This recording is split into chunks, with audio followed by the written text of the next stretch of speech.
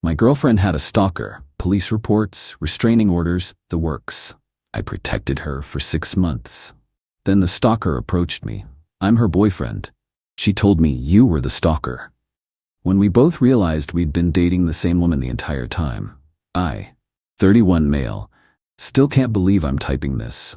My brain keeps trying to reject the whole thing like a bad organ transplant. Met Vanessa, 29, 8 months ago at a coffee shop downtown. She was reading some thriller novel, looked up and smiled at me. We got talking. She was smart, funny, had this way of making you feel like you were the only person in the room. We exchanged numbers. Third date, she drops it on me. She's got a stalker, ex-boyfriend who won't let go. His name's Trevor, she said, hands shaking around her wine glass. We dated for like 6 months last year. When I ended it, he just snapped, started showing up everywhere. My apartment, my work, places I'd mentioned wanting to go. She pulled out her phone, showed me texts, hundreds of them. I miss you. We belong together. I saw you today. You looked beautiful. Why are you ignoring me? Then they got darker. You can't hide from me. I know your schedule. You'll regret this. My stomach turned. This guy was unhinged. I filed police reports, she said. 3 of them, but they can't really do anything unless he physically does something, you know? I'm working on a restraining order, but the courts are so backed up. She showed me the police report copies, official-looking documents with case numbers and everything. Her complaint about Trevor following her, texting her, taking photos of her building from across the street. That protective instinct just kicked in. I'm not some tough guy, but I'm 6'2", played linebacker in college, still hit the gym regularly. I'll keep you safe, I told her. She teared up. Really? You're not scared off by all this drama? No. This isn't your fault. This guy sounds dangerous. She basically moved in after that. Kept her apartment but stayed at my place most nights. Said she didn't feel safe there anymore. I walked her to her car after dates, checked the back seat before she got in, varied our routes home, installed cameras at my place. Every few weeks she'd get another wave of texts from blocked numbers. She'd show me her phone, hands trembling. He's doing it again. I'd hold her while she cried. 6 months of this. 6 months of being on high alert, checking over my shoulder, making sure doors were locked, sleeping light in case something happened. Then last week, I'm leaving the gym around 8 p.m. Guy approaches me in the parking lot. Tall, maybe 6 feet, wearing a button-down and jeans. Looks exhausted. Derek, he says. Immediately I'm tense. Who's asking? My name's Trevor. I know how this sounds, man, but I really need 5 minutes. It's about Vanessa, the stalker. Her stalker was standing right in front of me. I took a step back, pulled out my phone.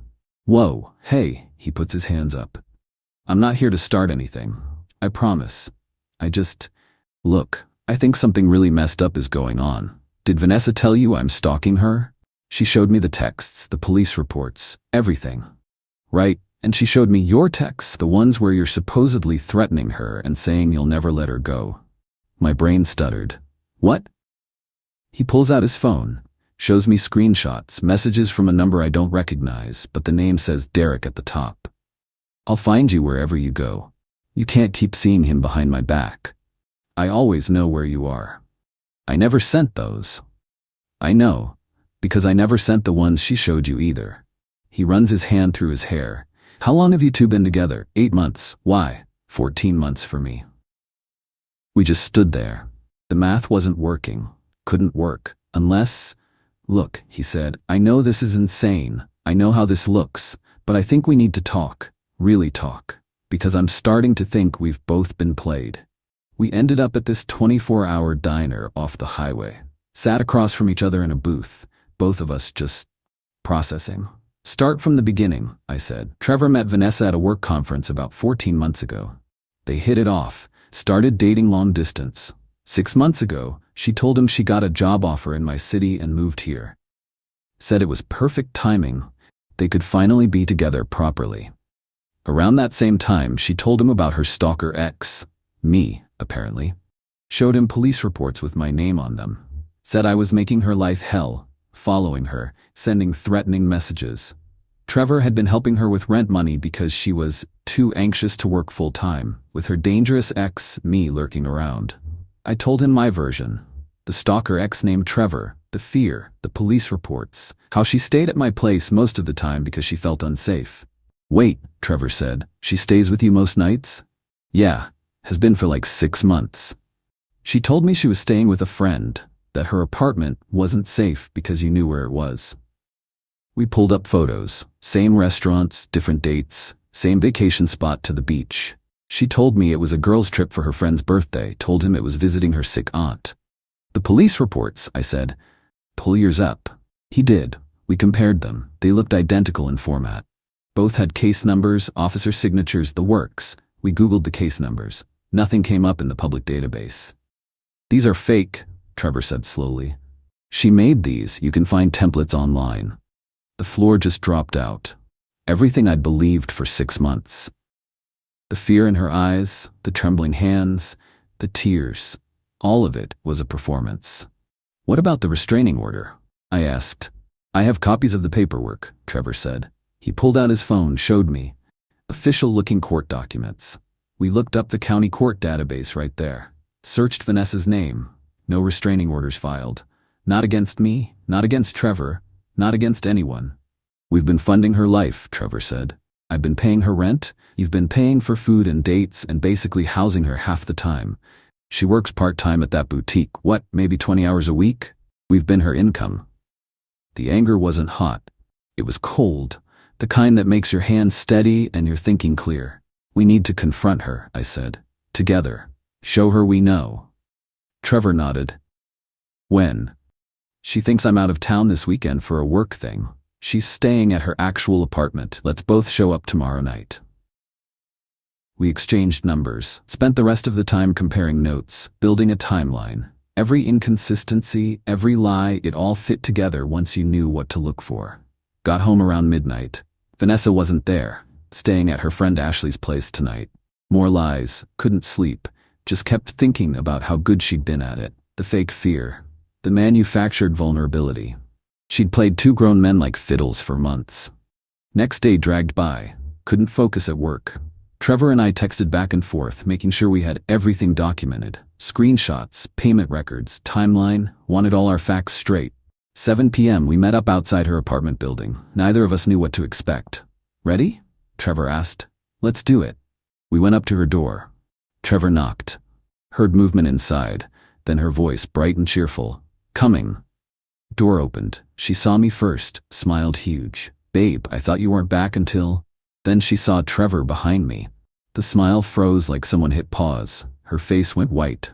Surprise, I said. She looked between us. You could literally see her brain scrambling. What? Why are you both here?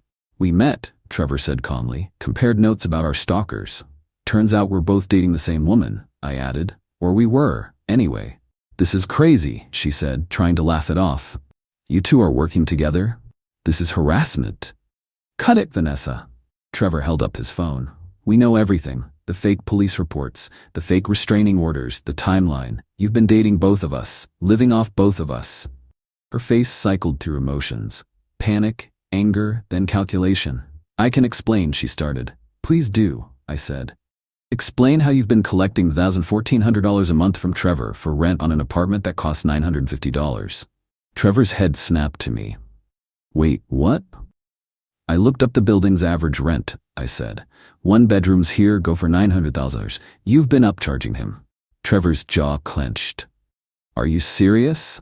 Vanessa's eyes darted between us. That's not. The rent is higher than that. There's utilities and... Stop, Trevor said. Just stop. Which one of us were you planning to keep, or were you just going to keep juggling until one of us figured it out? She tried a different approach. Tears. I never meant for this to happen. It got complicated. I cared about both of you. I didn't know how to choose. You could have been honest, I said, at any point. Instead, you made us both think we were protecting you from each other. I was scared. I didn't know what to do. You knew what you were doing, Trevor said coldly. You made fake police reports, fake court documents. You manufactured an entire stalker story. Twice. That's not confusion. That's sociopathic. Her tears stopped instantly. Anger flashed across her face. You know what? Fine. Yeah, I dated you both. So what? Neither of you ever asked if we were exclusive. You both just assumed. That's on you. I lived here, Trevor said. Half my stuff is in that closet. We talked about moving in together officially. And you stayed at my place 6 nights a week, I added. Used my address for your mail, introduced me to your friends as your boyfriend. Details, she waved her hand. You're both being dramatic. Plenty of people date multiple people at once. Not by lying about stalkers and creating fake police reports, I said. She crossed her arms. Whatever. Are we done here? Because I don't owe either of you an explanation. It's over now, you both know. Congrats on your detective work. You want a prize? The casual cruelty of it was almost impressive. No remorse. No real apology. Just annoyance that we'd figured it out. We're done, Trevor said. I just need to grab my stuff. It's in boxes by the door, she said. I figured this was coming eventually. We looked. Sure enough, 2 boxes. She'd prepared for this conversation. Trevor grabbed his box. I didn't have anything there. She'd been careful to keep our lives separate. By the way, Vanessa said as we turned to leave, you're both pathetic. You really thought someone like me would settle for either of you? I was bored. You were convenient. That's it. The hallway was silent for a moment. Cool, I said. Have a nice life. We left, got down to the parking lot. Trevor put his box in his trunk, then just leaned against his car. Well, he said, yeah. We stood there for a minute, 2 guys who'd been completely played trying to process it. Thanks, Trevor said, for approaching me, for comparing notes. Curry, if you hadn't, she'd still be doing it, I finished. We'd both still be getting scammed. We shook hands, exchanged a take care man, and drove off separately. Got home and just sat in my car for 20 minutes. Everything I'd felt for her, the care, the protectiveness, the love, it was all based on lies. She'd never needed protecting. She'd never been scared. It was all manipulation. Blocked her number. Blocked her on everything. Went inside and slept better than I had in months. Update 1. Thought that was the end of it. I was very wrong. 2 days later, got a text from a number I didn't recognize. Hey, this is Ashley. We met at that barbecue at Vanessa's friend's place back in summer. Can I call you? I remembered her vaguely. Vanessa's friend seemed nice. She called right after I replied. Got straight to it. Is it true, what Trevor's been telling people, that Vanessa was dating you both and lying about stalkers? Completely true. We have all the documentation if you want to see it. Oh my God. She was quiet for a second. She told me Trevor was her obsessive ex who wouldn't leave her alone, and that you were her boyfriend who was getting too serious too fast, wanted to move in after like 3 months. Let me guess, she had police reports to show you? Yeah, she did. She showed me and our friend group. We all felt so bad for her. They're fake. We checked the case numbers, nothing in the court system. Jesus. Ashley sighed. I'm so sorry. We all bought it completely. She's been using the stalker story with everyone, getting sympathy, getting people to cover for her, borrow money. I lent her $300 last month for legal fees for the restraining order. She probably pocketed it. I'm showing everyone this. The whole friend group needs to know. We talked for like an hour. Ashley was genuinely shocked, apologizing repeatedly even though she'd done nothing wrong. She'd been manipulated too. Turns out Vanessa had been spinning different versions of her story to different people in her life. To some friends, I was the current boyfriend. To others, Trevor was her ex who wouldn't let go. To her family, she was single and focusing on herself. Web of lies that she'd somehow kept straight for over a year. A few days later, got a call from an unknown number. Against my better judgment, I answered. Derek? Woman's voice, sharp and angry. Who's this? This is Helen, Vanessa's mother. We need to talk about what you're doing to my daughter. Oh good, the family's involved now. I'm not doing anything to your daughter. That's not what she told me. She said you and some other man are spreading lies about her, harassing her, trying to ruin her life because she wouldn't choose you. That's not what happened. She's devastated, can't stop crying, lost friends because of your rumors. They're not rumors, Helen. Your daughter was dating me and another guy at the same time. She lied to both of us, told us each that the other was stalking her. She created fake police reports and restraining orders. We have proof of everything. That's ridiculous. Vanessa wouldn't do that. She's a good girl. I have text messages, receipts, timeline documentation. Trevor and I compared everything. Your daughter scammed us both. I don't believe you. Vanessa said you're obsessed with her. That you can't handle that, she didn't want to be with you anymore. Okay, believe what you want, but I'm not going to be harassed about this. You're harassing her. You've turned everyone against her. Her friends won't talk to her. She's humiliated. That's not my fault. That's the consequence of her own actions. She lied to everyone. People found out. That's on her. You're cruel, heartless. She loved you and you're destroying her. Helen, I don't know what version of events Vanessa told you, but it's not the truth. If she wants to show you the fake police reports she made, I can send you the real court database showing they don't exist. But I'm done with this conversation. Don't you dare hang up on. I hung up. My hands were shaking. Blocked that number too. That night, Vanessa tried calling from different numbers. 5 different numbers. Didn't answer any of them. Then the text started, from random numbers. Please just talk to me. I know you hate me, but we need to discuss this. You're being unreasonable. I deserve a chance to explain. Blocked each one. After the 7th number, I turned my phone off. Next morning, got to work, and my receptionist looked stressed. Some woman called 3 times this morning asking for you, she said. Wouldn't give her name. Got really agitated when I said you were in a meeting. Said it was urgent personal business. If she calls again, tell her I'm unavailable and won't be taking her calls. She called 4 more times that day. My receptionist started getting annoyed with her. Ran into Ashley later that week at a coffee shop. She filled me in on everything. Vanessa's been trying to do damage control, Ashley said. Posted this long thing on social media about toxic exes spreading lies, how she's the victim of coordinated harassment. Her mom shared it everywhere. Let me guess. No mention of the fake police reports. Obviously. But people are asking questions. Some of her friends have started putting the timeline together. Like she told Karen she was single and just focusing on work. But told me and Sarah she had a serious boyfriend, and she was always weird about posting photos with either of you, kept her relationship status vague. Because she was juggling both of us. Yeah, and people are remembering inconsistencies now. She borrowed money from like 4 different people for legal fees and security deposits and car repairs. Probably hundreds of dollars total. The scope of it was staggering. We weren't the only ones she'd been scamming. Got an email from Vanessa's personal account that night. Super long, full of self-pity. Started with, I know you probably won't even read this, but I need to try. Went on for paragraphs about how she'd made mistakes, but didn't deserve to have her whole life destroyed. How she'd lost friends, was probably going to lose her job at the boutique, couldn't afford her apartment anymore without Trevor's help. The kicker was the last line. I hope you can live with yourself knowing what you've done to me. Didn't reply. Just forwarded it to Trevor with the subject line, she's still playing victim. His response, got the same email, she's unbelievable. Update 2. Things escalated way faster than I expected. Vanessa showed up at my apartment. Don't know how she got past the building's front door, probably tailgated someone in. Pounded on my door for 10 minutes straight while I watched on my camera. Didn't answer. She was yelling through the door. I know you're in there. You can't ignore me forever. We need to talk about this like adults. Called building security. They escorted her out. Told them to add her to the no entry list. She tried this 2 more times that week.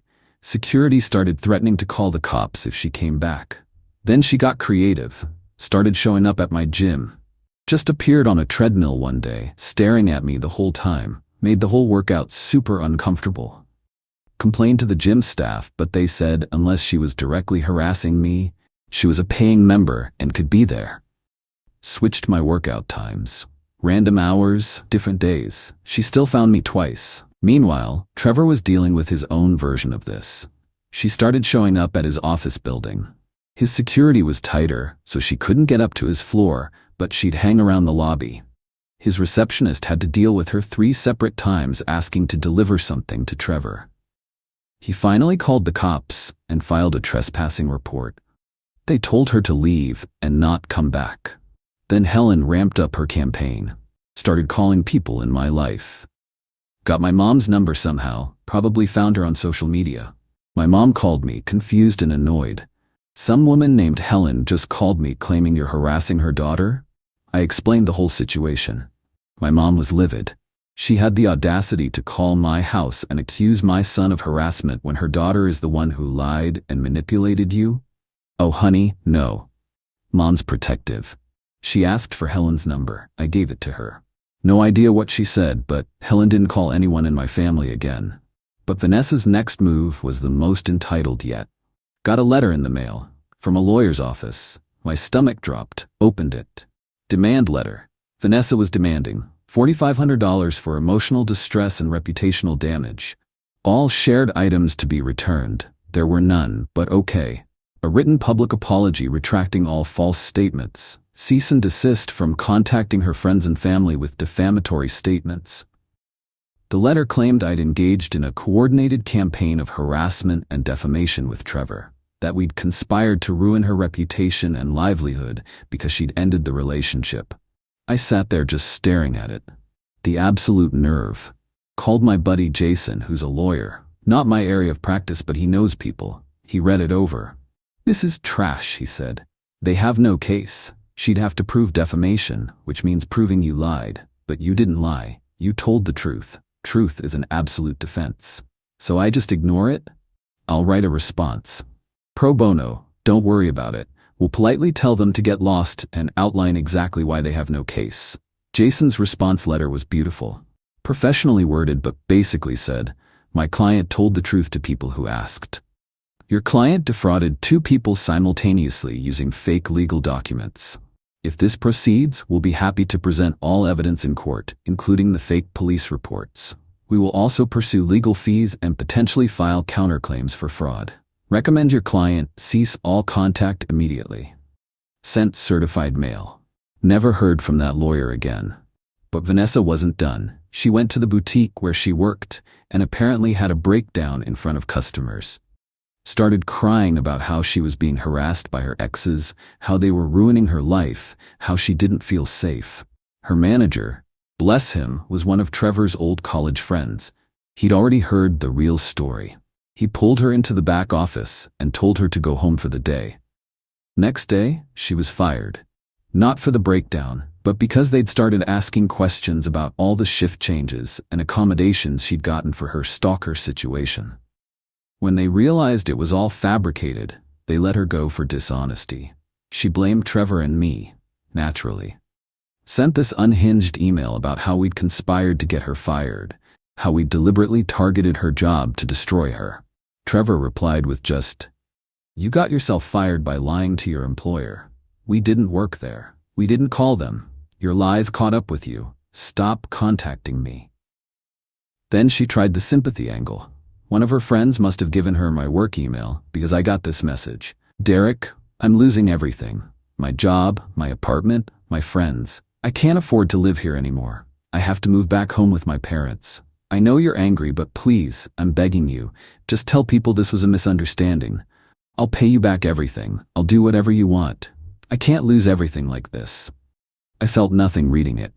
Just forwarded it to Trevor. His response, "She's still trying to manipulate us. Doesn't even admit what she actually did." He was right. The email was all about her losses, her pain. Not a single real apology. No acknowledgement of the lies, the fake police reports, the manipulation. Just consequences she didn't like facing. Didn't respond to her email. A few days later, Ashley texted me. She moved out, packed up everything yesterday, heading back to her hometown with her parents. She tried to get our friend group to do a going-away dinner, but no one responded to her messages. How's she spinning it? That this city was too toxic for her after everything her exes put her through. She's the victim of an elaborate revenge plot, according to her version. Some people believe her. Most don't. Her mom still defending her? Oh yeah. Helen posted this whole thing about how her daughter was driven out of town by cruel men who couldn't handle rejection. Got like 12 likes and 15 comments telling her to get the full story. Small victories. That weekend, got one last message from Vanessa's number. "I hope you're happy. You got what you wanted. My life is ruined. I'll never trust anyone again because of what you did to me. But karma's real. You'll get yours someday." I stared at it for a long time, then replied, "Vanessa, I told the truth when people asked me what happened. That's it. You ruined your own life by lying to everyone in it. Good luck." Blocked her number. For real this time. Final update. It's been about 6 weeks since everything came out. Vanessa's gone, moved back to wherever she came from. Things have mostly settled down. Trevor and I still text occasionally. Weird friendship born from shared trauma. He's been seeing someone new, met her through work, taking it really slow, being upfront about everything from day one. Can't blame him for being cautious.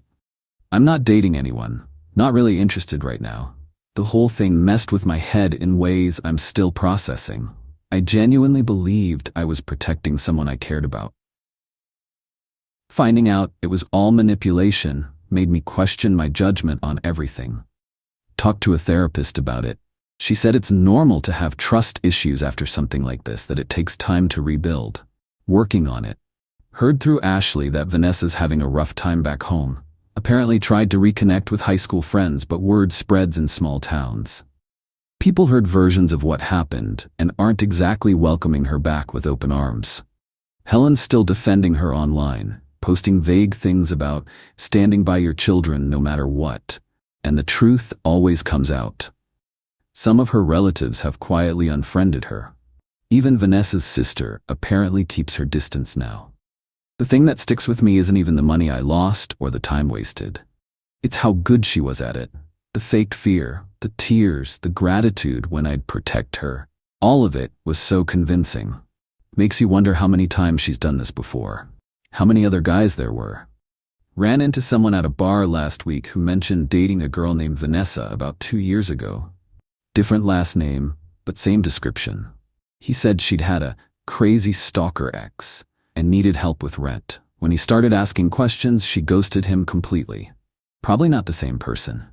But maybe? Who knows? Trevor said something that stuck with me. We didn't destroy her life. We just stopped being the foundation she was standing on. When we pulled out, she had nothing left because everything was built on lies. That's what gets me. We didn't go after her job, didn't call her family, didn't post her business on social media. We just stopped participating in the lie, told people the truth when they asked. That was enough for everything to collapse. Because it was always going to collapse. You can't build a life on that many lies and expect it to hold. Eventually someone asks the right question, or the timelines don't match, or two people compare notes. It was inevitable. I don't hate her. Honestly, I mostly feel nothing. Sometimes I feel sad that someone thinks this is a normal way to live, hurting people who genuinely care about you. But mostly I just feel done. Changed gyms, deleted old photos, cleared out the drawer I'd given her at my place. Small steps toward moving on. The trust will take time. I'm working on not seeing red flags in every conversation or questioning every woman who shows interest. My therapist says that's normal, that my radar's just overcorrected and will balance out eventually. To anyone reading this who sees similar red flags, someone who's always the victim, always has crazy exes or stalkers, always needs rescuing, look closer. Ask questions. Compare notes with people in their life.